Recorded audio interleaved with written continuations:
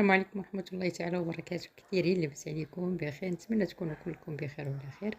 اليوم انا غنشارك معكم هاد الاصابع اللي الصراحه كيجيو اكثر من رائعين، وباللي عندكم في الدار كتخدموا بهم. يعني شوفوا غير الشكل ديالهم كيفاش كيكون، يعني الطبقات كي يعني البسكوي والطبقه المقرمشه ومعلكه. يعني الصراحه اللي هي كتجي اكثر من رائعه، يعني كتجي زوينه بزاف. شوفوا معايا المقادير الطريقه. بسم الله على بركه الله. انا غادي ندير لها نفس الطريقه ديال هذيك العجينه اللي كنت درت لهذوك لي ديامون، غير هي ناقص عليها شويه ديال الحلاوه. 200 غرام ديال الزبده. انا اليوم درت لكم غير الزبده ديال البواطه باش ما تقولوش راه هذيك غاليه علينا. درت لكم غير الزبده ديال البواطه. وهنايا عندي 25 غرام ديال السكر كلاصي و25 غرام ديال السنيده. وهنا نسمتهم بالقشور ديال الحامض. كيما يمكن لكم نتوما تنسموا بالفاني ولا بقشور الليمون ولا اللي بغيتو. واحد معلقه كبيره ديال الزيت. هنا غندير لهم خماره، يعني باش كتجي هذيك العجينه كتجي شويه منفوخه. صافي كيما العاده غادي ندلكها مزيان حتى كتولي ديك الزبده كلها بيضه بهذه الطريقه هذه.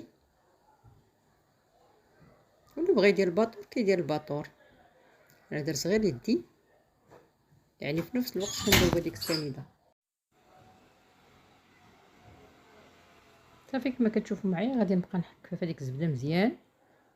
غادي نزيد هذيك الخماره كامله و300 غرام ديال الدقيق. صافي غنحاول نجمعها بهذيك 300 غرام. صافي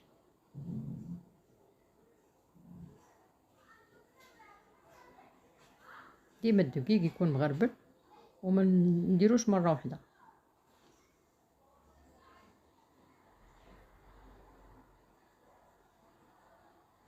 صافي نبقى حتى هي نلم فيها غير بحال ما هكايا حتى كتجمع.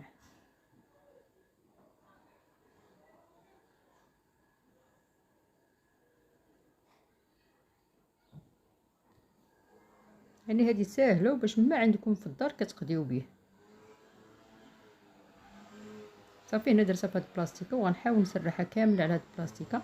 انا عندي واحد اللاطه اللي غادي نديرها فيها. حاولوا اللاطه اللي غادي ديروها فيها نتوما، بغيتو ديروها رقيقه بغيتو ديروها غليظه، غير كتحاولوا تعبروا على اللاطه اللي غادي تكون فيها، حيت هي غتكون غير في لاطه وحده. هذه ما غادي نديروا لها لا مرشم لا والو. ناخذ لها العبار في الميكا باش كتجيني ساهله. احسن تكون الميكا بحال ما هكايا مسدوده باش كتسهل عليكم. صافي كتبقاو تعبروا على اللاطه اللي غادي طيبوا فيها كيف ما غندير انا دابا. انا غتشوفوها معايا.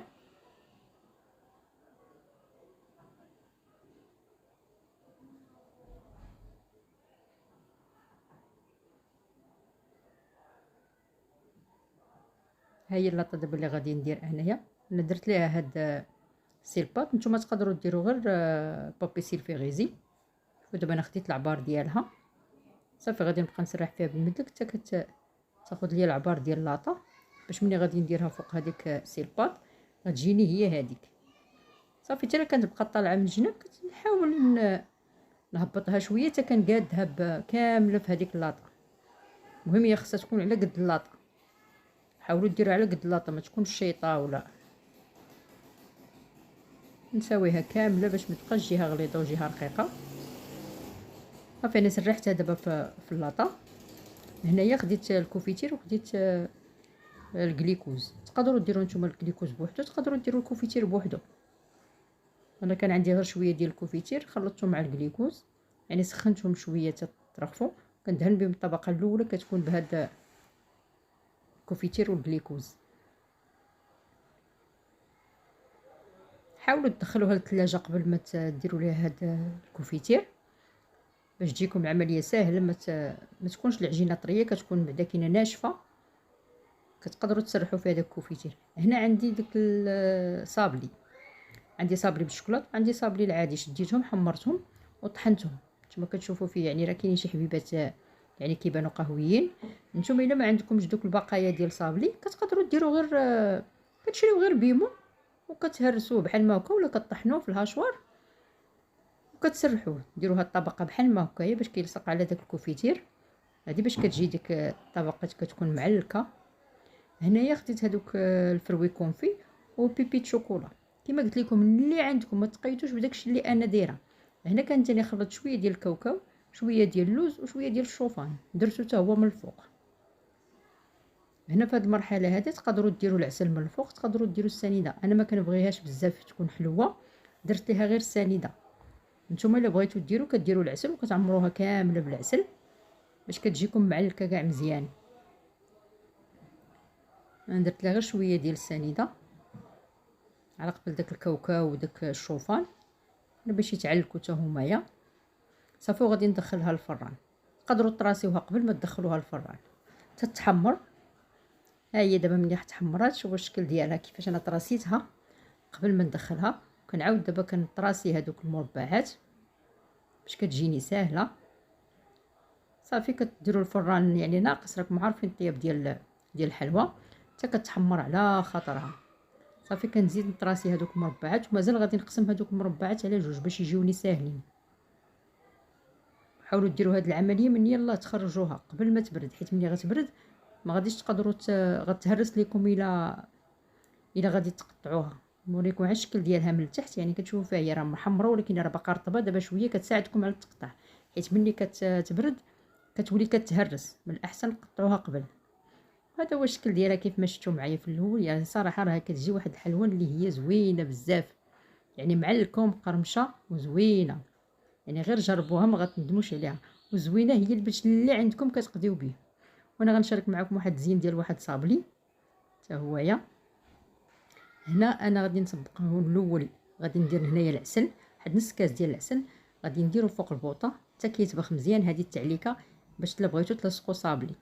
هنا درت ليها 12 مربع ديال الشوكولاط كالا. هنا عندي صابلي انا دايرها معكم شحال من مره، وهذه لاباط شوكولا.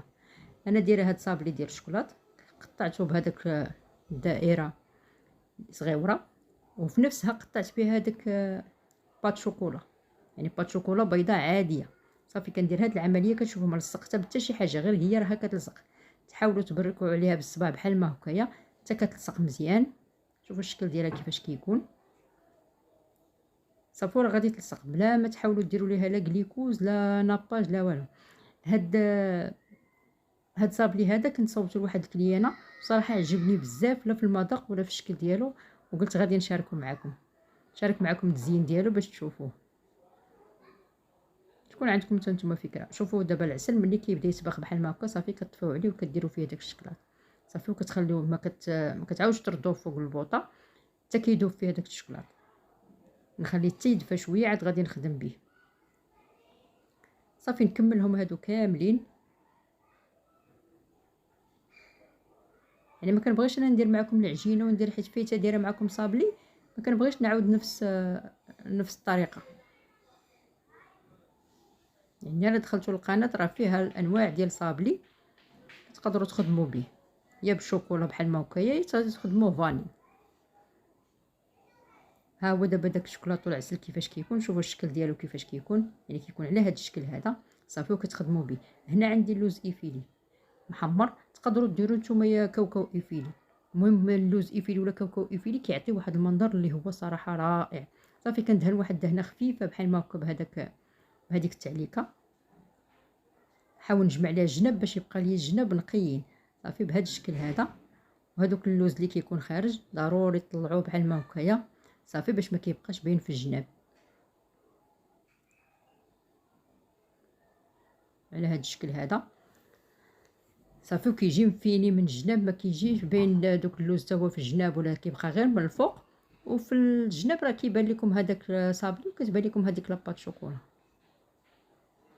صافي نعاود معكم شي وحدين باش تشوفوا كاع مزيان.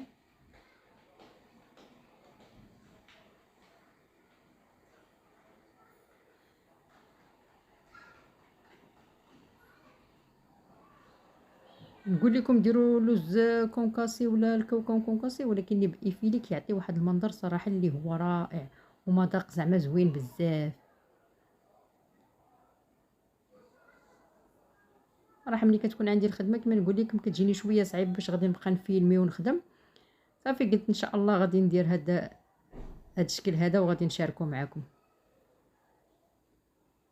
غير جربوه حتى هو راه غادي يعجبكم بزاف. يعني كتشوفوا الفينيسيو ديالو يعني ماشي شي حاجه اللي صعيبه، وكتبان لكم خدمه نقيه، شي حاجه نيت اللي راه هي راقيه. اللي جاه اللوز مكلف دير الكاوكاو ايفيلي، غير مهم الشكل ديالو باش يكون بحال هذا الشكل هذا. صافي حاولوا تفينوا الجناب مزيان باش ما تخليوش هذاك اللوز يهبط في الجناب، باش كيبقى كل حاجه كتبقى تبان لكم بوحدها.